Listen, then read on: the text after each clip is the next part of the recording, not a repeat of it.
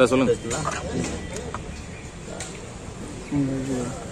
கள்ளக்குறிச்சி ஸ்ரீ சக்தி matriculation மேல்நிலைப் பள்ளியிலே 12ஆம் வகுப்பு படித்துக் கொண்டிருந்த மாணவி செல்வி ஸ்ரீமதியினுடைய மர்மமான மரணம் குறித்து அவருடைய தாயார் 13/7/2024 கள்ளக்குறிச்சி காவல் நிலையத்தில் புகார் கொடுத்து அந்த வழக்கில் முறையான புலன் விசாரணை இன்றி அவர் போராடிய காரணத்தினால் சிபிசிஐடிக்கு மாற்றப்பட்டும் கூட இந்த வழக்கிலே உரிய முறையில் விசாரணை செய்யப்படாமல் அந்த வழக்கில் குற்றம் சாட்டப்பட்டிருக்கக்கூடிய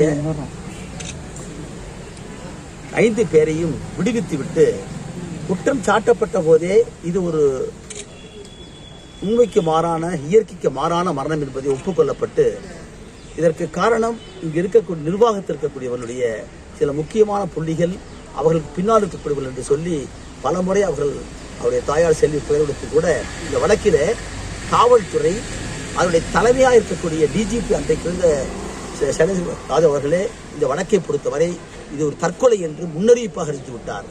அது மட்டுமல்ல, உடற்கூறாய்வு செய்கிற போது கோகுல்ராஜ் வழக்கை போல ஒரு 3வது சிறப்பு மருத்துவர் ஒருவரை போட வேண்டும் என்று சொல்லி மூத்த வழக்கறிஞர் சங்கர் சென்னையிலே வாதாடிய போது கூட நீதிபதி மாண்புமிகு சதீஷ்குமார் அவர்கள் அந்த கோரிக்கையை ஏற்றுக்கொள்ளவில்லை. முதலாவதான செய்யப்பட்ட உடற்கூறாய்விலேயே தவறு இருந்தது என்பதை அவர்களே பார்த்தார்கள். பல உடல் ஏற்பட்ட காயங்கள், எலும்பு முறிவுகள் குறிப்பிடப்படவே இல்லை. ஆகவே நீதிமன்றமே 2வது முறையாக ஒரு குழுவாக மருத்துவர்களை போட்டு கூறாய்வு செய்யப்பட்டது. அப்போது கூட தொடர்ந்து போராடியும் நாம் கேட்டிருக்கிற 3வது மருத்துவர் அது நியமிக்கப்படவில்லை.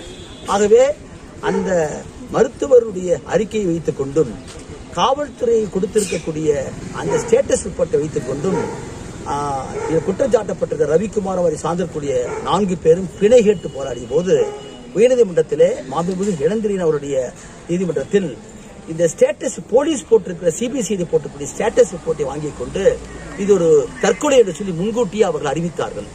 அது ஒரு வழக்கை புலனாய்வு செய்து முழுமையாக குற்றப்பத்திரிகை தாக்கல் செய்கிற போதுதான் வழக்கிலே குற்றம் சாட்டப்பட்டதான்னு சொல்ல வேண்டும். அதற்கு முன்பாகவே நீதிபதிகள் கூறிய கருத்து என்பது ஏற்புடையது அல்ல என்ற காரணத்தினால் உச்சநீதிமன்றத்தை அணுகி செல்வி அவர்கள் கேட்டார்கள். உச்சநீதிமன்றம் அவ்வாறு குற்றப்பத்திரிகை தாக்கல் செய்வதற்கு முன்பாகவே இது தற்கொலை என்று சொல்வது தவறு என்று சொல்லி அந்த ஆப்சர்வேஷனை நீக்கிவிட்டு வழக்கிலே புலனாய்வு செய்ய சொன்னார்கள். ஆனால் அப்பொழுதே உச்சநீதிமன்றத்திலே காவல்துறை வழக்கு விசாரணை முடிக்கப்பட்டு விட்டது என்பதை போல சொன்னார்கள். அதற்கு பின்பாகவும் உயர்நீதிமன்றம் கொடுத்திருக்கக்கூடிய 2 ஆப்சர்வேஷனும் தவறு என்று சொன்ன பின்னால் கூட இந்த வழக்கிலே முறையான புலன் விசாரணை செய்யாமல் கடந்த மே மாதம் 2023 இந்த வழக்கிலே 305 என்று சொல்லக்கூடிய ஈதாசா பிரிவு ஒரு சிறுவர் ஒருவர் தற்கொலைக்கு தூண்டப்பட்டால் அது 305 பிரிவில் வரும். அதே போல இந்த வழக்கிலே ஜேஜே ஆக்ட் சிறாருடைய சட்டம் வரும்.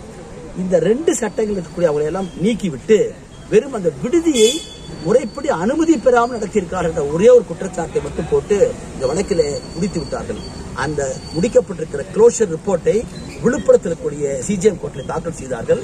அந்த தாக்கல் செய்கிற போது சட்டத்தின்படி உயர்நீதிமன்றத்துடைய தீர்ப்பின்படி யார் புகார்தாரரோ அவருக்கு முறைப்படி அழைப்பாணை கொடுத்து ஆட்சேபனை கேட்க வேண்டும். அந்த வகையில் கேட்கப்பட்டது. அங்கேயே நாங்கள் விழுப்புரத்தில் வாதாடினோம். அதற்கு பிறகுதான் நீதிமன்றம் இங்கே தனியாக அமைக்கப்பட்டது. மாவட்ட அமர்வு நீதிமன்றமும் சிஜிஎம் கோர்ட் அமைக்கப்பட்டது.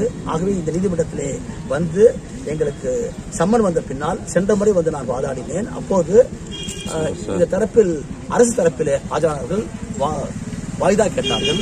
ஆகவேதான் இன்றைக்கு முழுமையாக இந்த வழக்கிலே ஏன் நாங்கள் 2 முக்கியமான ஒரு ஆவணங்களை கேட்டிருக்கிறோம். இந்த வழக்கிலே இருக்கக்கூடிய எஃப்ஐஆர், ஃபார்ம் 91 மற்றும் இருக்கக்கூடிய புக்குகள் தான் நாங்கள் கேட்டுக்கிறோம். அதே போல சிசிடிவியை பொறுத்தவரை 26 சிசிடிவிகள் ஓபன் செய்யப்பட முடியும் என்று சொல்லி எக்ஸ்பர்ட்ஸ் சொல்லியிருக்கிறார்கள்.